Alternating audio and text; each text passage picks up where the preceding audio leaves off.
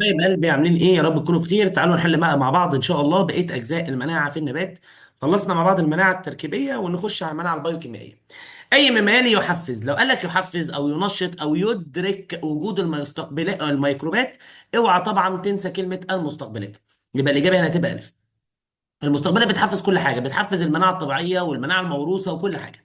السؤال اللي بعده: اي ممالي من وسائل خط الدفاع الثاني؟ خط الدفاع الثاني، احنا قلنا ان المناعه التركيبيه خط دفاع اول، والمناعه البيوكيميائيه خط دفاع ثاني. الفلين مناعه تركيبيه، الصموغ مناعه تركيبيه، التلوثات مناعه تركيبيه. طبعا المناعه البيوكيميائيه الاجابه هتبقى ج الفينولات.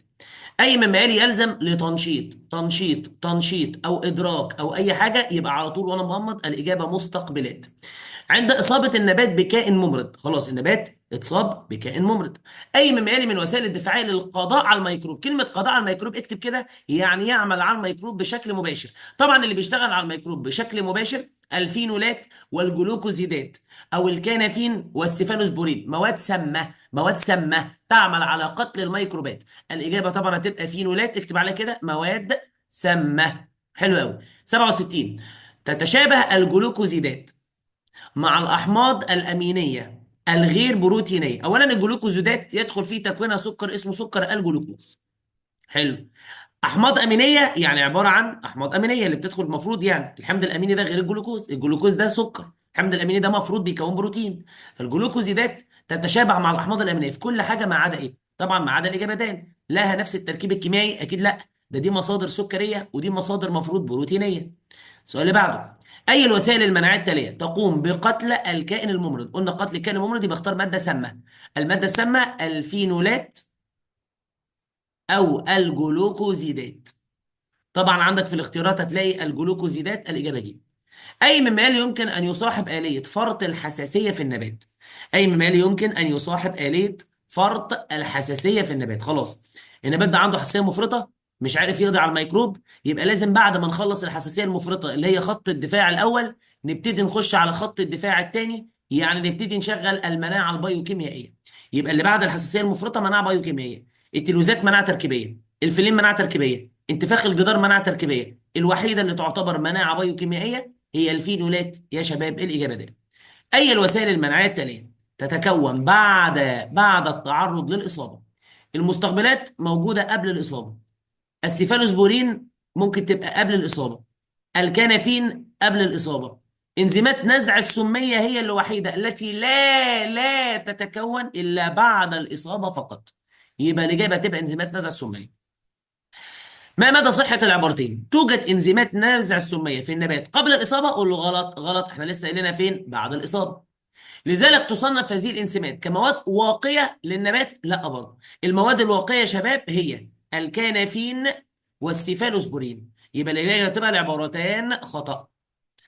ما مدى صحة العبارة: الفينولات مركبات كيميائية سامة تقتل الكائن الممرض؟ عبارة صحيحة. ويدل وجودها دائما على حدوث اصابه؟ عباره خاطئه، لانها قد توجد قبل الاصابه. يا جماعه احنا قلنا ان الفينولات دي ممكن تبقى موجوده اصلا قبل الاصابه، يبقى هل معنى ان الفينولات موجوده ان في اصابه؟ لا. وبالتالي العباره الاولى صح والثانيه غلط. كيف تعمل المستقبلات؟ قلت لك ان المستقبل دايما بيرتبط على سطح الكائن الممرض، وبالتالي الاجابه هتبقى ج، ترتبط بالجزيئات البروتينيه الموجوده على سطح الكائن الممرض. يبقى الاجابه ج. دايما المستقبلات بتمسك على الغشاء الخارجي او السطح الخارجي للكائن الممرض. السؤال اللي بعده: تنتج الكائنات الممرضه مواد ضاره للنبات. زي مين مواد الضاره؟ اكتب عليها سموم. يعني كده بقول لك الكائن الممرض البكتيريا بتطلع سموم. ايه الحاجه اللي احنا نستخدمها بقى عشان نعالج السموم؟ اكيد انزيمات نزع السميه. مش هي مواد ضاره سموم، هنعالجها بايه؟ بانزيمات نزع السميه. فيما تتشابه المستقبلات مع انزيمات نزع السميه، متشابهين في ايه؟ تعال نفتكر الرسمه مع بعض. حضرتك ده كده لحظه الاصابه. المستقبلات قبل الاصابه بتبقى حجمها صغير، اول ما يحصل اصابه بتزيد. انزيمات نزع السميه بتبقى موجوده بعد الاصابه، يعني اول ما يحصل اصابه بتزيد. انا شايف بصراحه ان المستقبلات عند الاصابه زادت وانزيمات نزع السميه عند الاصابه زادت، يعني هم متشابهين ان هم بيزيدوا بعد الاصابه. يبقى الاجابه هتبقى ب، اعلى تركيز لهم بيكون اثناء الاصابه. الرسم البياني المقابل يوضح نسبه مركب ما في النبات. انا شايف ان المركب ده اهو بسم الله الرحمن الرحيم كان موجود قبل الاصابه، وعند النقطه دي، عند النقطه بي اللي هي النقطه دي، ابتدى يزيد اهو، ابتدى يزيد عند النقطه بي، يبقى النقطه بي دي لحظه الاصابه. فبقول لك هو عند اي نقطه تكون الاصابه، قلنا يا جماعه النقطه بي. طب ماذا تتوقع؟ انا شايف ان هو زاد عند النقطه دي، يعني زاد بعد الاصابه، يبقى المركب ده المستقبلات، واحنا قلنا لك قبل كده ان المستقبلات توجد قبل الاصابه وتزيد بعد الاصابه. السؤال اللي بعده، أي مما يلي ليس له تأثير مباشر على الكائن الممرض؟ عايزك تختار حاجة بتعمل بشكل غير مباشر. طبعا الإجابة هتبقى إنزيمات نزع السمية. إنزيمات نزع السمية تتفاعل مع السموم وتبطل سميتها. يعني هل بتشتغل على البكتيريا؟ لا، دي بتشتغل على المواد السامة نفسها وتبطل سميتها.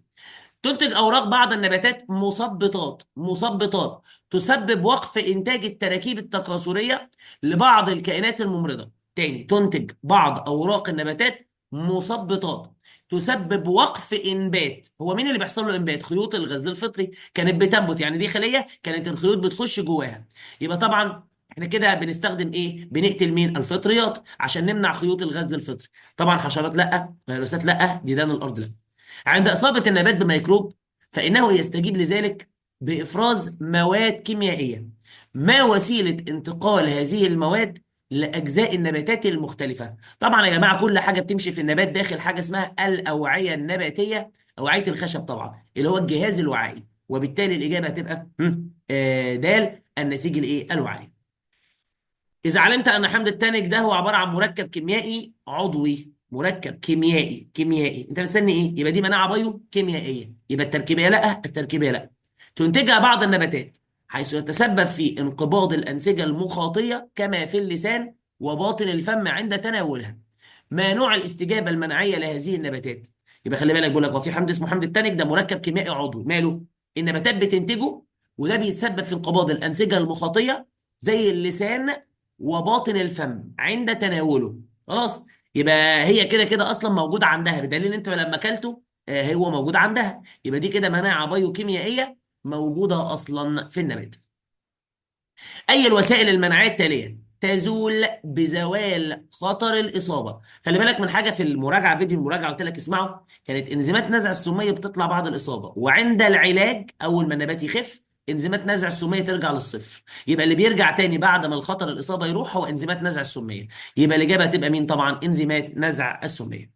السؤال اللي بعده، تستطيع بعض النباتات انتاج مثبطات لنمو الجراثيم. قلت لك قبل كده ان الفينولات والجلوكوزيدات تعتبر مواد مثبطة للنمو.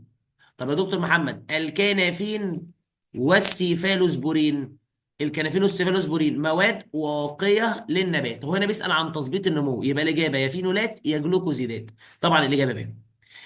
أي رسومات يعبر عن تركيز المستقبلات في أحد النباتات؟ طبعا يا ولاد المستقبلات موجودة قبل الإصابة وعند الإصابة بتزيد، قبل الإصابة وعند الإصابة بتزيد، يبقى الإجابة هتبقى ج. الرسم المقابل يوضح ثلاث وسائل. اولا قلت لك في المراجعه وقلت لك في الحصه بتاعه الشرح، قلت لك لو الخط كان ثابت، لو الخط كان ثابت بالشكل ده، الخط كان ثابت بالشكل ده، يبقى دي كده عباره عن ماده سواء قبل الاصابه او بعد الاصابه مش بتتاثر، او بعد العلاج، يبقى دي اما ادمه يا اما جدار. طبعا الادمه باللي فيها بقى، يعني الادمه فيها ايه؟ شموع، شموع يعني ايه؟ كيوتين، شعيرات،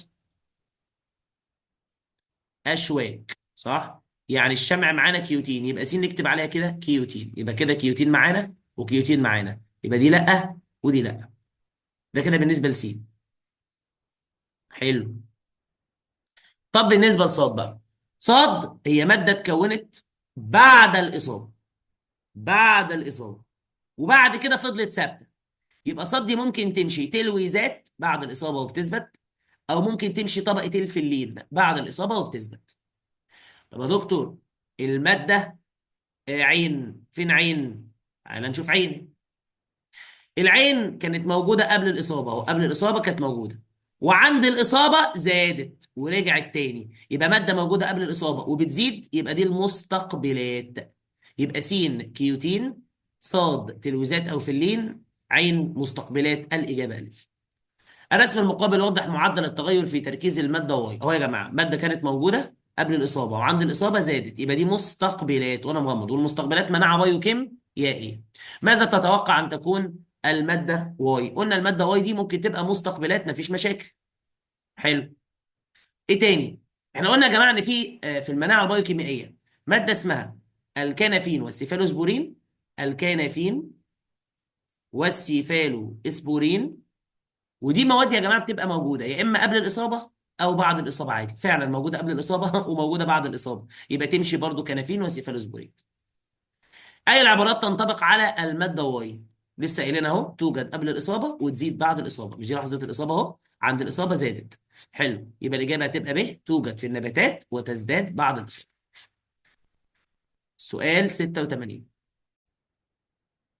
الرسم المقابل يوضح خطوط الدفاع. واحد دي اللي هو التركيب واحد ده، دي حاجات كلها موجوده قبل الاصابه، واثنين حاجات موجوده بعد الاصابه. يلا، ما الذي يشير الى الحرف ايه؟ الحرف ايه اهو، كانت موجوده قبل الاصابه وزادت بعد الاصابه، يبقى دي مستقبلات، او ممكن تمشي كنافين سيفالوسبورين، ممكن الاثنين ينفعوا.